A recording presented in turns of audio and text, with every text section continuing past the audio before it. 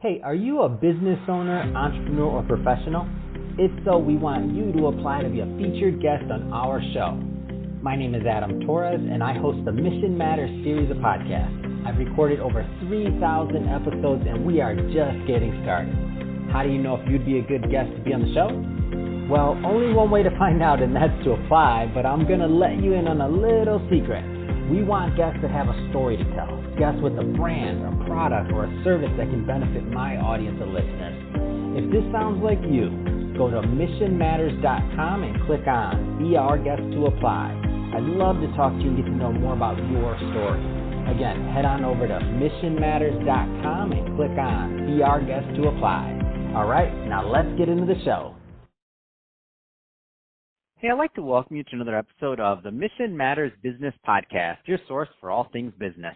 My name is Adam Torres. You can follow me on Instagram at AskAdamTorres. Keep up with my book releases, book tour schedule, signings, all that other good stuff. Always love to connect with you there. And as always, if you'd like to apply to become a co-author of one of my upcoming books, just head on over to the website, missionmatters.com, and click on Become an Author to apply. All right, so today I have Evan Samet on the line. He's VP of Purchasing and Market Analysis over at Key Investment Group. Evan, welcome to the show. Hey, Adam. Thanks for having me. I've been looking forward to being on the show and sharing some details and sharing some stories about my professional career. All right, and I'm excited to have you on the show, and I think a great point for us to start at would be tell us a little bit more about your background and really how you got started in business. So I started my first business when I was 19 years old, when I was a sophomore in my college dorm room. I started buying and selling tickets to live entertainment, to concerts, to sports, to Broadway, to comedy shows, and just slowly but surely buying some tickets here and there and then selling them for an upcharge. Man, and so you were that guy. You were the one meeting the need. So if we were growing up together, Evan, I'd have been like, Evan, I need some tickets, man. Can you help me out? And you would have been that guy. And I would have been that guy. And, I caught a good time to where, with the boom of, online ticket sales, instead of being, that guy who could just buy and sell tickets in where I was in Connecticut at the time, where my family lived in New Jersey, I was able to buy and sell tickets to, any show throughout the country. Man, that's awesome. I love it. And I think there's a lot of young entrepreneurs out there listening to that aren't, they're not as far ahead as you are right now. They don't have, the benefit of hindsight, and they're at that 19-year-old age or maybe they're a little bit when they're just graduating college, right? What kind of advice would you give to some of those college kids or younger entrepreneurs out there that are looking for inspiration right now? The biggest thing I would say is, find a subject or a service or a product that you're really passionate about and try to start your own business. And, it doesn't have to be a $1 million or $1 billion company. Try to start a business because, you really learn a lot from starting a business. You learn a lot about yourself. You learn about your strengths and your weaknesses. You learn a lot about sales and communicating with people and, the constant chase to get someone to, buy or use your product or service. And you make a lot of connections early on in your career that, can be used to benefit you along the way versus a lot of other options, in the workforce that are available to 19 and 20-year-olds, which, are usually, $10 to $12 an hour jobs that just aren't going to benefit you in the long run in your career. Let's go into a little bit further into what you're doing over at Key Investment Group. So tell us a little bit more about the company. So what our company does is, we work with different concert promoters and venues and sports teams, and we try to buy, tickets, a large amount of tickets for what we believe are going to be the most popular shows in the country. And then, through our different channels of sales, we just sell these tickets, for an upcharge and more, hopefully for more than we bought them for. No, I think it's I see the business model, and one of the things I like about it is well, one thing is it's more complex than you're making it sound. Let's just say that. You don't just buy, this is great. These are some good, I think this is going to be a good show. Yeah, we could probably, no, it's a lot more complex than that, but I like that you make it easy. Thank you. I guess I'm very modest, but there's a lot that goes into it. And one thing that we noticed, that I noticed early, and then our company, really started taking off, is people want to be live. Anything right now live more than ever is more valuable than it was. Studio albums, people don't buy albums anymore. People don't buy studio singles. People want to be there live. People want to post a live Instagram story and have people watch it. People get, to use a cliche, FOMO, fear of missing out. People need to be at the event. I have it. Hey, it's not cliche. I get it all the time. I had it in the last interview. This guy was selling electric bikes, and I was like, wait, how do I get one? I get it all the time. I'm human. Sorry, I just had to say it's not cliche. FOMO is real. I suffer from it. Go ahead, Evan. Sorry. and I think, we're trying to capitalize on that. And through, a lot of hard work by us and researching, we're trying to find, everyone always thinks, maybe again, I made it out to be a little bit easier, but everyone always thinks, oh, let me just buy the biggest artist in the world. But you know what? Everyone's thinking that. Let me buy tickets to the Golden State Warriors, when they won, 3 championships in a row. Well, everyone thought of that. So what we try to do is, you have to stay ahead of the curve, and you have to predict the future. You have to find that artist who, doesn't have a lot of fans and is going to blow up and be the next big thing. You have to find, the sports team who you think is finishing in last this season, but in a season or two, are going to be finishing in first. And you really have to work hard and, stay, ahead of the curve. Yeah, that's what I wanted out of you, Evan, because I know, you've been doing this long enough, and I know how difficult that business is to stay in business. So, I know the type of numbers you're doing in terms of revenue. So, just based on what I'm seeing on your LinkedIn, so I'm like, no, this is more difficult than you just said.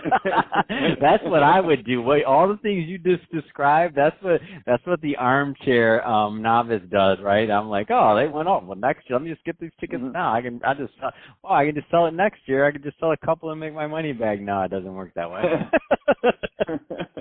That's awesome. So obviously right now as we're recording this, in November of 2020. So right now, limited events live, of course. What kind of advice would you give to some of those entrepreneurs and business owners right now that are just struggling and they're looking at different ways to keep revenue coming in? What has been your experience? So, looking back, we didn't have a game plan for March. I don't think anyone in the professional world had a game plan for, in February, we were, at our strongest point ever in a company. And then, the middle of March, there hasn't been, a full-scale live event.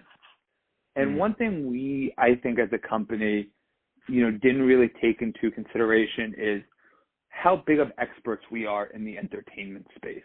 And so my advice to other entrepreneurs and business owners is, really figure out what your specialty is and how can you capitalize that in as many ways as possible. So if you own a restaurant, and I have a friend of mine who owns a restaurant, and they have a couple incredible signature mac and cheese dishes. What I've been telling him is, try to box that mac and cheese up and get it into supermarkets. It doesn't have to be your primary business. But if there's a decline in dining out, then there's going to be a rise in grocery store sales. So even though he won't get the restaurant sales, he'll be able to get the supermarket sales. And we at Key Investment Group, we know the sports teams. So, invest in memorabilia, trading cards, signed guitars, signed drum kits, because as people are going out less, the need for collectibles are going to go up. So if you're a business owner, figure out what your specialty is and figure out every single way you can monetize that in case your main source of income disappears or, declines. Yeah, and if you really think about, well, if I'm putting myself in your 19-year-old shoes, like that's how you started this in the first place, right? Like you saw a need, you tried it, it worked, and then you built that expertise over time. And based off of that, now you're kind of you're applying that same method now to saying, okay, now I have this expertise.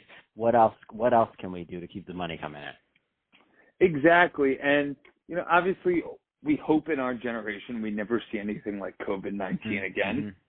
But there are so many different ways where, you can benefit from alternative streams of income. Certain Mm-hmm. people are going to go back to certain things slowly.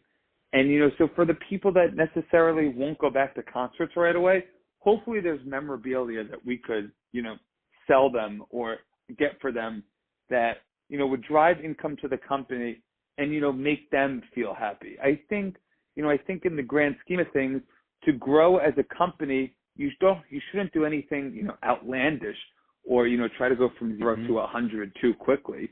You should really try to figure out what your strengths are as a company and how can you grow your strengths.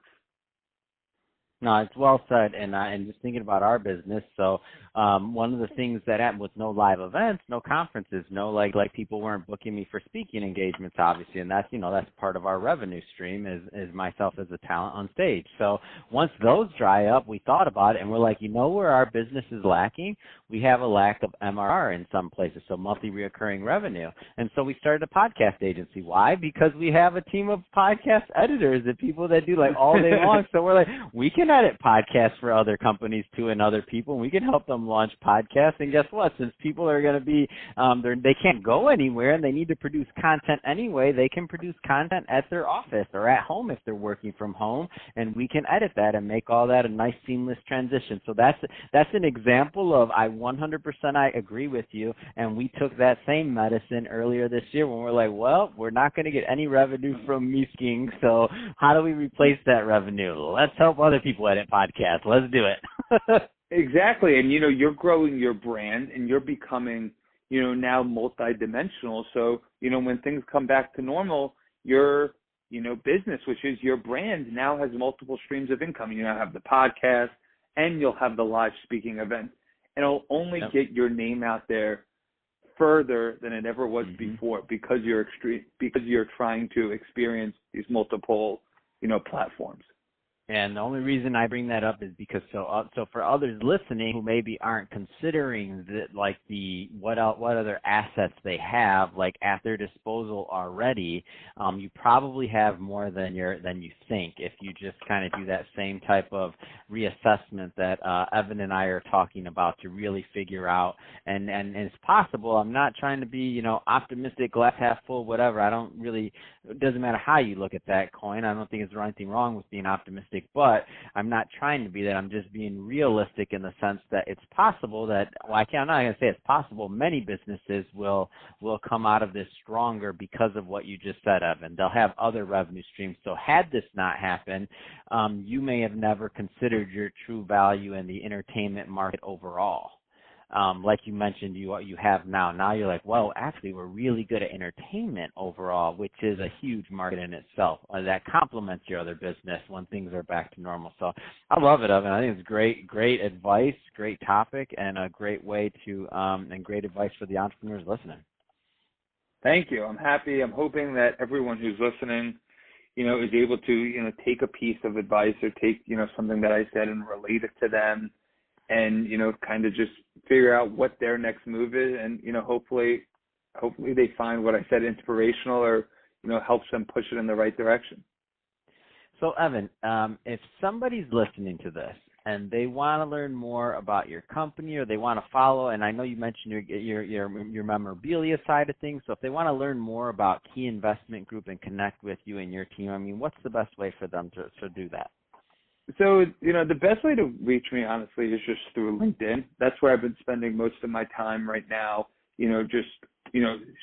hearing about all these business stories that are going on and connecting with people and trying to reach out to people. So reach me on LinkedIn, first name Evan, Evan, last name Samet, Samet. And I'm really responsive, and I look forward to to hearing from people with any questions or, anything they want to talk about. Perfect.